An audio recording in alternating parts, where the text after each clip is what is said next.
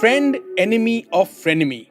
How do Indians view the rise of China and its implications for India's rise? Join the conversation on this important topic by taking the China Challenge survey. The survey has been put together by researchers at the Takshashila Institution.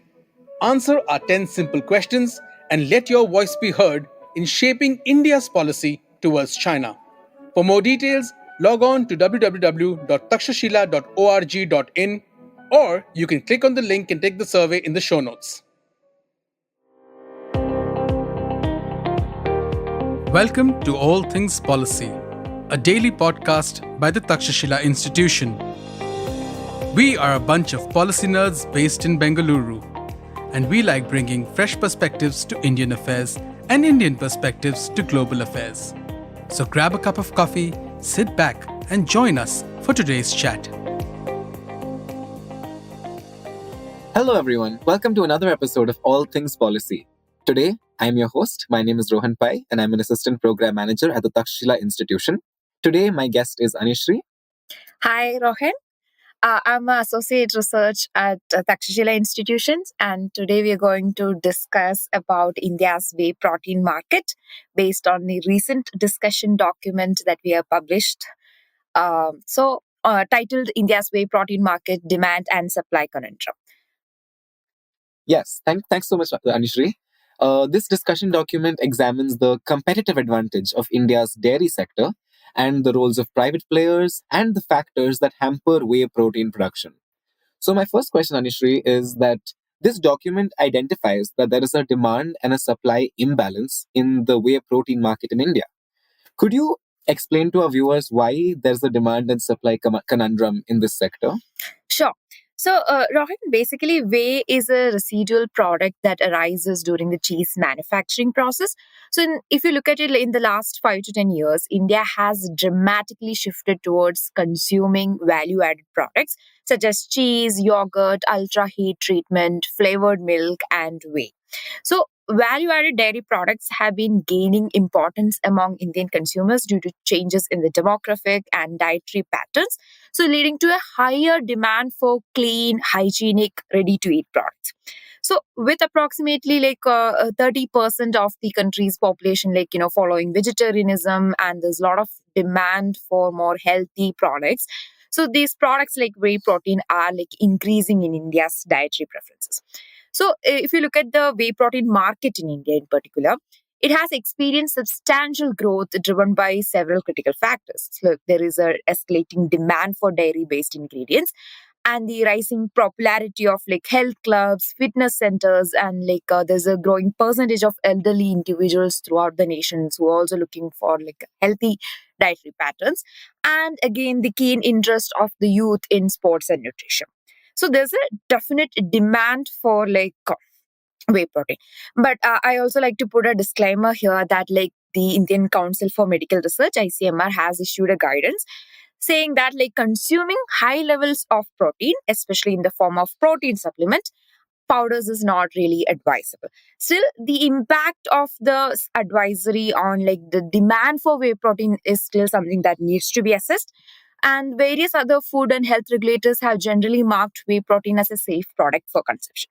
So, in a gist, we can say that the demand for whey protein has significantly gone up in the last few years. However, due to various reasons that we will be exploring in the in this episode, there is a deficit of domestic supply of whey protein. Yeah, I mean, I'm not surprised that there's a huge demand because there are a lot of conversations around how the traditional Indian vegetarian diet does not have enough protein, and it's difficult for people to get their protein from other sources because a lot of times either eggs or chicken are required, and dairy is one of the few vegetarian sources with high protein. So exactly, having whey protein would be very beneficial to the Indian consumer base. Yes. So if there is a very high demand, I wonder what are the factors that actually affect the supply of whey protein? So, very interesting aspect of this discussion is that India faces a significant deficit in locally produced sports category whey proteins. So, especially including whey protein concentrate grade 80 and whey protein isolate grade 90. These are the main two supplements that we are having a deficit in India's market. So, what we do is usually these supplements are accessed through imports from countries like the US, the UK, Ireland, Germany, and New Zealand. So, since there is an increased demand and domestic production capacity is like very low, so India faces the whey protein deficiency, and we were trying to compensate it through imports from other countries. But India has been putting certain kind of import restrictions that has been further exacerbating this supply in the market. So, what kind of restrictions are like in the sense like some imports of most livestock and livestock derived food products from foreign countries were banned due to specific Indian import requirements. One is that India imposes imports of dairy products from animals who had fed feeds based on internal organs, bone or blood meals, and this is kind of premised on the religious and cultural grounds. So another sanitary measures that India has imposed is like the Food Safety and Standards Authority of India published an order in like 2022 that requires all the foreign food manufacturing facilities intending to export milk and milk products and as well as meat and meat products, all this like food products basically to India to register in India. So the livestock products require a sanitary import permit basically, which is the products that may be cleared based on no objection from the animal quarantine and certification services. So once the certificate is issued, they are free to import to India. So like this, there are various sanitary and phytosanitary measures that are being imposed by India. So along with that, India has also like applied tariffs on most agricultural and consumer ready food products ranging between like 30 to 40%. So with bound tariffs as high as like 150% as well. So, for example, if you look at it, the domestic powdered and dry whey makers now have higher protection with the government hiking the tariff rate on this product to like 40% from 30% in 2018. So, what is the impact of this tariff rate is like this increases the overall cost of imported whey protein. So, our domestic production is affected by various factors. We'll come to that in the next session. And mainly, if you look at it, the problem is like, the dairy sector in India is like mostly unorganized sector and is dominated by unorganized sector in India's dairy market. And due to certain other factors that goes with it, the unorganized sector's dominance and the cooperative societies and the way they function in India, limits private players' capacity as well to address the demand and supply conundrum in whey protein market in India and in its domestic production. Right. Yeah. I mean, I'm not that surprised about the tariffs because when it comes to being strictly vegetarian, India is something Indians really care about this stuff and they really are concerned about what the cows are fed. It makes a lot of sense. Yeah. But forget about importing. Doesn't India have a very competitive advantage in the dairy sector by itself? Like it has maintained the first position as the world's largest milk producing country, accounting for, I think, about 24% of global milk production. And it's also the largest consumer of milk and dairy products. So this poses quite a crucial question because I wonder why didn't India just tap into the advantages of changing food preferences and address the whey protein deficiency from inside the country itself? It's a very interesting question. So, if you have to look at why India was not able to innovate in the value-added products within the dairy sector, you have to understand like what is the general dairy sector in India and what are the way products that we are like manufacturing or like producing. So, India's dairy sector is the world's most extensive milk production system, producing almost like 187.70 million tons of milk. And in about that, where about like 70% of the milk is produced by small holders having 1 to 3 animals per household. It's not like a large farm based production, it's like a small householders having 1 to 3 animals per household.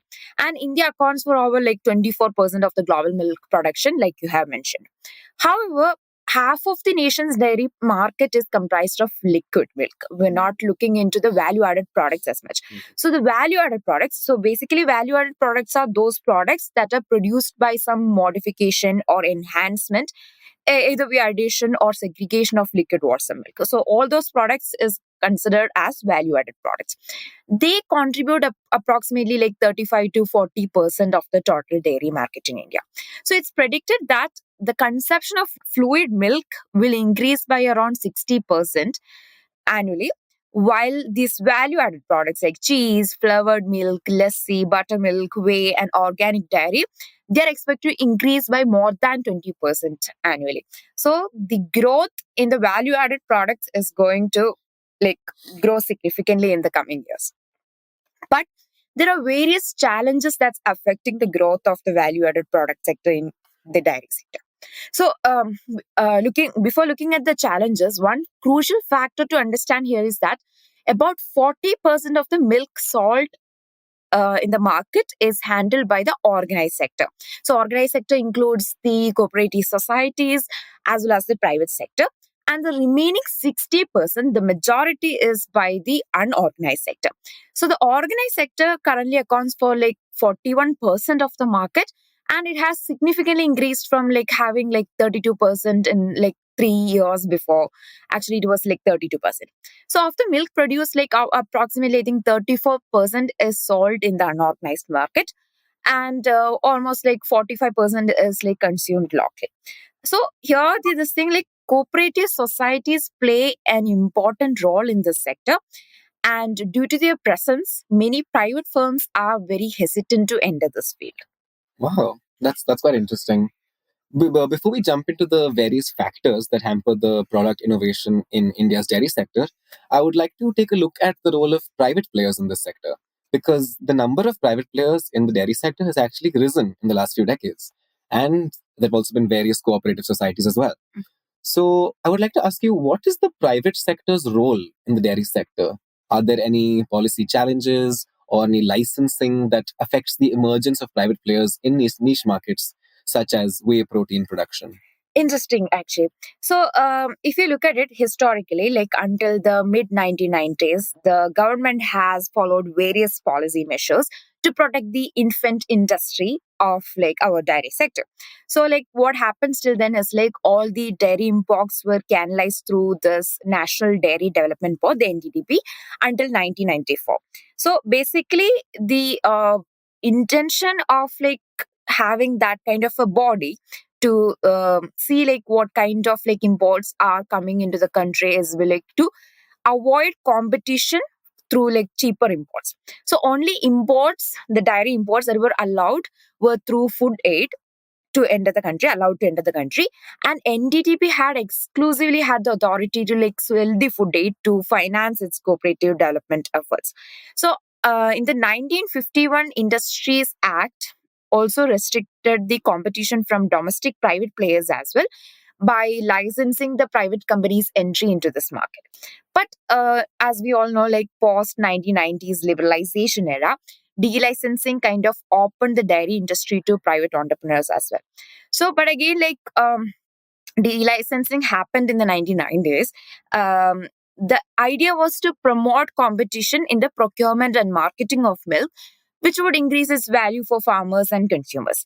And within a year of liberalization, we had actually like more than 100 dairy processing plants had been established in different parts of the country, and some of which were really designed for higher value added product manufacturing. But again, what happened is like in 1992, like initially the delicensing happened. But in 1992, again, licensing was reintroduced. And only in 2001, the government amended the Milk and Milk Products Order, the MMPO order. And that kind of allowed the state government to grant one-time license to the private sector and abolish the need to renew the licenses in the sector. So by 2003, you can say that like the restrictions on setting up milk processing and milk product manufacturing plants were eliminated. And like the only emphasis was given to like making sure that the products have like certain quality in terms of sanitary, hygiene, quality, and food safety aspects when it comes to milk and milk products. So right now, if you look at the private sector in the dairy industry, is like, they have hold a total processing capacity of like almost 73 million liters daily. And private dairy processing units are functioning in all the states. The highest concentration, you can see it in Uttar Pradesh and Maharashtra, accounting for over half of the total plants in the country. Right now, the country's organized private sector coverage is like 10.2%, while the organized cooperative sector accounts for 10.3%. It's like almost in par with the cooperative societies that's functioning in India. And however, the highlighting part here is that cooperative organization continue to remain dominant in the Indian dairy market. Because of that, almost 60% of the already installed processing capacity is in their hands. Yeah, it's still 60%. I mean, cooperative societies definitely play a very significant role in India's dairy sector, as you've highlighted. Yes. Yeah, and I have some figures here. Apparently, around 11 million farmers are organized into approximately 0.1 million village dairy cooperative societies, with about 110 farmers per society. So these societies collectively handle about 18 million kgs of milk per day across the country, and they are part of a national milk grid that connects milk producers throughout India with consumers in over 700 towns and cities. And this helps to bridge the gap in seasonal and regional variations in milk availability throughout the country. Yes. So I think one thing I like you to answer for our viewers is, how do these cooperatives operate exactly, and what gives them a competitive advantage in the dairy sector for producing whey protein domestically?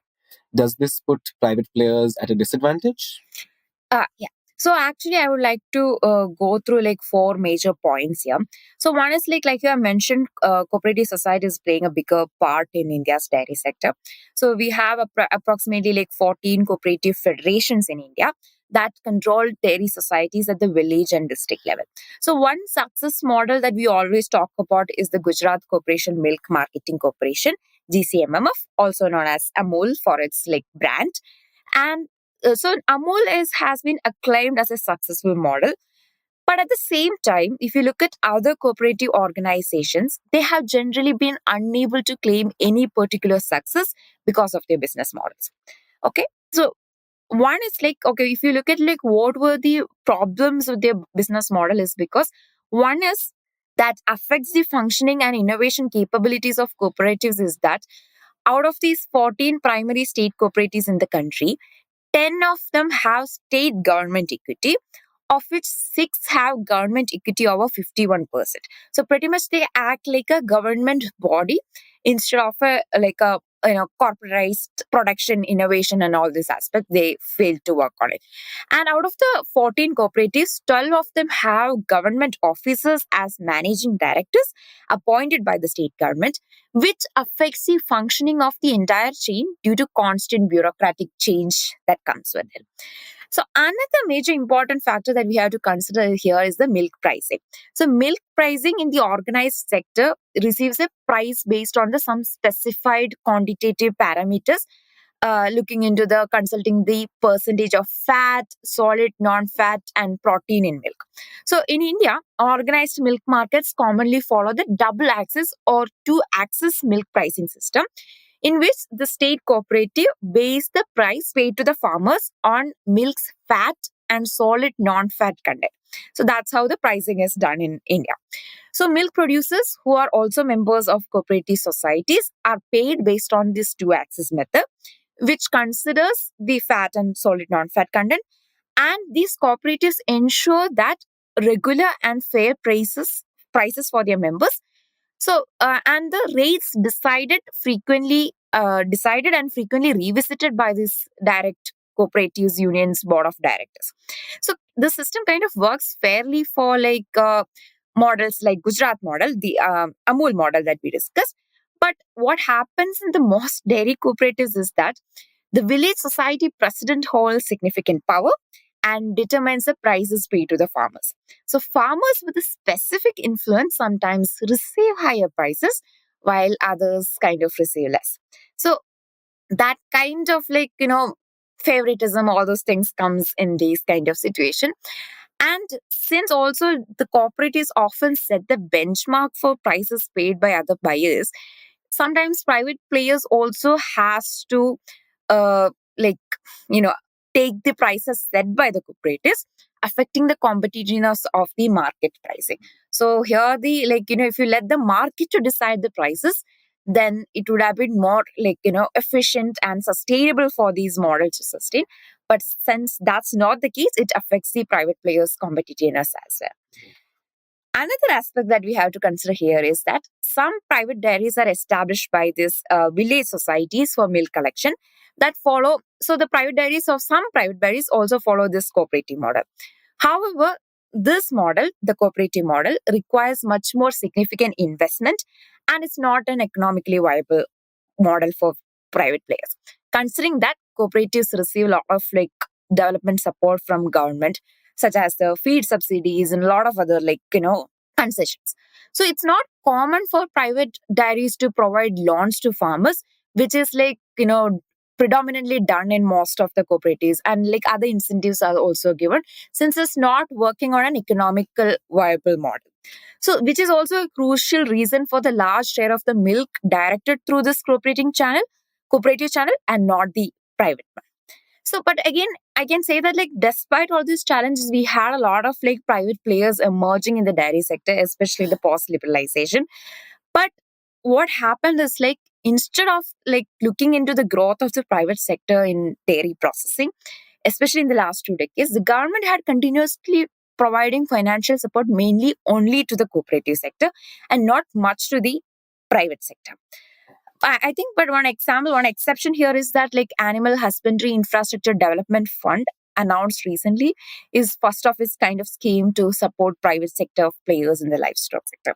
Otherwise, there is no financial support is given to the private players while it's given a lot to the cooperative societies. Yeah, it seems that the government is still in a very protectionist mindset and they're worried about supporting the private players financially. Yes. And I think along with that, India's dairy sector also faces a lot of significant other challenges, such as low productivity. India's dairy sector in general is characterized by very small scale, scattered, unorganized operations, as you said. And that would also follow with low milk productivity, I would think. So there are several factors that continue to challenge India's milk production. And I think some of these also could be water scarcity, a fragmented market structure, insufficient feed for the cows, for the fodder resources, also perhaps outdated farming techniques, smaller herd sizes, maybe inadequate veterinary services. Yeah. Yeah. And I think buffalo milk as well, which we haven't talked about yet, I think it accounts for 57% of India's total milk production. And it is preferred only by some Western countries, and that could limit export opportunities.